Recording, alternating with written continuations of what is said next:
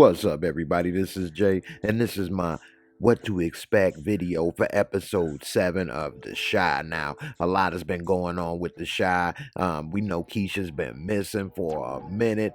A lot of people think that this storyline has been dragged out, and it probably has, but I think that in episode 7, we're going to see a conclusion to that. And they kind of gave us a little previews of what to expect come episode 7. Now, if you're new to the channel, please subscribe, bang that bell. I'm trying to get to 30k subs. I really appreciate your help and support, and hit that like if you enjoy the breakdown. Now, Kiesha, this whole season has really been about her and her relationship with her stepmom and her brother and mother and everything, and then see that her mom is in her room going through things, and we see Dre say it's been 2 months, we should start the grieving process. And we see that the mom wasn't really trying to feel that. She was still trying to hold out hope, which as a parent, I can understand. Dre, she loved Kiesha, but it ain't the same as your actual baby. And I probably would hold out hope forever too, until we knew for sure. But you do have to be realistic to a certain extent as well. And 2 months missing, the chances are you are dead. And so it is hard. We'll see what happens. Now, the actress that played Kiesha said that this episode is her favorite episode, so maybe she gets out, maybe she fights back, escapes, maybe she gains her freedom some kind of way, and maybe she felt empowered by how she escapes. But it's interesting to know that in 7 episodes they've had 2 months pass. Now we see Emmett and Dom, and they are involved in some dirty business. And this is part of the reason why black folks sometimes don't like to do business with each other, because we see him talking with Little Rail. Finally, we see Little Rail, and he's some type of landlord or, property manager, and they trying to basically undercut Sonny's business and take it from him and like kick him out. And they saying like, well, why you want to do an old man like that? And he's basically Emmett justifying it, talking about, well, we the future and this and that. Why don't you just find your own location and make your own spot? Why you got to kick him out of his spot after he the one that helped you, brought you in, gave you a spot, tried to give you a job? You screwed him over once, he caught you and kicked you out, and you repay him by coming back with an even harder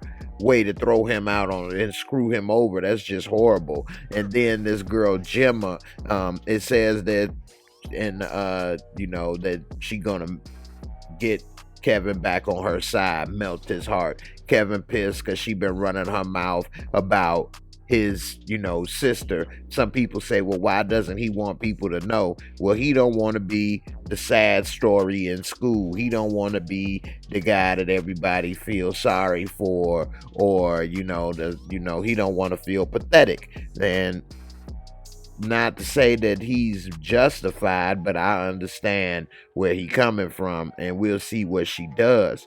Now, this was a very interesting scene right here, and it was when Duda was getting shaved by his wife, and she said, you need to go and check about Jake, because if he finds out about you killed Reg, you may wake up with a knife at your throat. Which was crazy, because he didn't kill Reg. He wanted to stop that dude from killing Reg, but because Reg went and robbed them Wild Boys or whatever, and so he couldn't do nothing about it. So now somehow the narrative is Duda allowed it, or Duda did it, when Duda didn't do it. Now we know the last time that Reg and Duda was together, not Reg and Duda, Jake, I'm sorry. Last time Jake was there, he saw Duda give a dude a couple stiff steps to the chest, and he ran away. How much time has passed since Jake has seen Duda? That's what I want to know. They haven't told us how much time has passed. And so how long has dude been missing? Has he been gone for a week, 2 weeks? I mean, if that's the case, then yeah, it's obvious that there's some type of problem going on. And I'm wondering how Duda is going to address that with Jake, because that could be a sticky situation. And then we got old Ripple Ronnie Rusty Ronnie, he's trying to get his life back on track. He talking about, I hear the voices. The voices told me I'ma find her. But let's hope that he is able to stick to it now that his grandma has died. Maybe she may be one of the voices in his head that help lead him. Now we see in the trailer that it's a lot of doors getting slammed in his face, which would have been more realistic. When he went to go and try to take a doo-doo in dude's house, he would have got the door slammed in his face then, especially if he had Kiesha in there. Now Ronnie was in there, heard voices, but didn't hear the voice, about to get turned into a crackhead. What's gonna happen? Is Ronnie gonna go back? Is he gonna find Kiesha? What is going on? And why didn't he take Dre with him when he went to hear this dude, when he went to see him, like he did when he saw the white dude? It's a lot of things, a lot of questions. I hope that they're able to answer. Just like, why is Kevin always ready to fight for this girl Gemma, his best friends that he's known for years? Every time somebody say something, he ready to fight Jake, he ready to fight Maisha. Like, man, calm down, man. You just taking this overboard. And it just seems that he's trying too hard, as well as Papa. Why did he trying to hold this girl hand so much that he dropped the cake? He trying the cake so hard he dropped the cake and just left it there. If I'd have saw that boy drop that cake in front of my house, hey man, bring your fat ass over here and clean that up, boy. What the hell is wrong with you? But anyway, what is up with him talking with, him and Maisha, and I want to go public and this and that? I mean, what do they think they is, celebrities or something? Like, who cares? So I'm wondering, what are they talking about, and is they little new relationship gonna last now that he want to tell everybody and go public? Is he gonna mess it up like he always ends up messing up stuff? And we'll see what happens. And then I think secretly Jake may have some eyes on Kev girl, and we'll see if that ends up making them fight for real. And lastly, I hope Emmett don't do the dumb move that some people do and go ahead and do Sonny like he did. Sonny, that man looked out for him. Emmett didn't have no credentials. He didn't have no job experience. He was hurting, struggling. Sonny then gave that man advice. It gave him a job, gave him a sense of purpose. Yeah, Emmett looked out for him when he was having a stroke. What was Emmett supposed to do? Just let him die? So, I mean, yeah, he tried to look out for Emmett. He appreciated what Emmett did for him. But at the same time, it seems that Emmett didn't appreciate what Sonny was doing for him.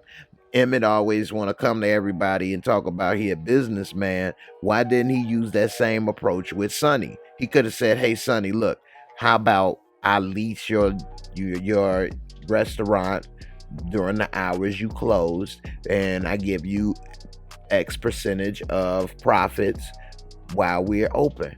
Now Sonny's could be a 24-hour restaurant. You could do this, we could do that, whatever the case. But he didn't come at him like that. He wanted to use this man's restaurant for free. He wanted to use his facilities for free. He was even stealing that man's chicken for free. You don't take the big piece of chicken from no man for free, okay? And then talking about some, the freezers went out and I didn't want nobody to catch no mad cow disease from the chicken. So they gonna get mad cow from the chicken. What the hell was you cooking in there anyway if they getting mad cow from chicken? What, beef battered chicken? I mean, he just didn't even know how to lie right, and it was an insult to his intelligence. Some things I tell my son, just because I didn't tell you I know didn't mean I know. I was giving you a chance to come through and come clean like a man. And just like Sonny told him, you think I didn't know what you was doing? I was giving you a chance to come clean like a man. Sometimes it's best to come clean than think everybody is dumb and you're so smart and you're getting over. Emmett was an idiot. He had the whole restaurant jumping in a blackout when nobody else is jumping, and he had the inside packed, the front people was in the front hanging out and in the back, and he got all these people tweeting and writing about it. I mean, it was only a matter of time. If he would have came at him correct, maybe they could have started and opened up another location and had 2 locations, maybe got a food truck or anything. But we'll see what happens. I'm looking forward to seeing what this next episode holds. And as far as Emmett, I think that he probably might start getting some of that Dom Dada, because I mean, Lala, people say what they want about her acting. I don't know. I think her acting is not the worst. It's okay, but her looks. Lala is beautiful. I don't give a damn, and I like looking at Lala on the show, and I think that Emmett like looking at Lala too. And I hope that it ain't turning into no ooh la la, because he and Tiff, they kind of trying to get stuff together, which I don't know how she got all these thousands of dollars to buy weed and have stocked up, but they can't get an apartment.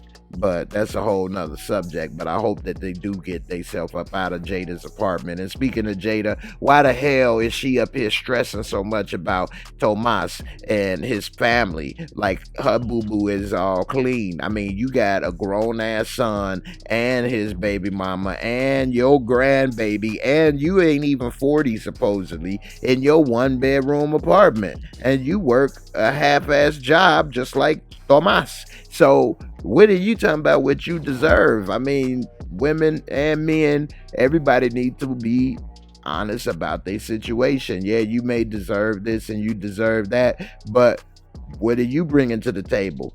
You can't say I deserve this, I deserve that, but then at the same end, you ain't enhancing nobody's life your damn self.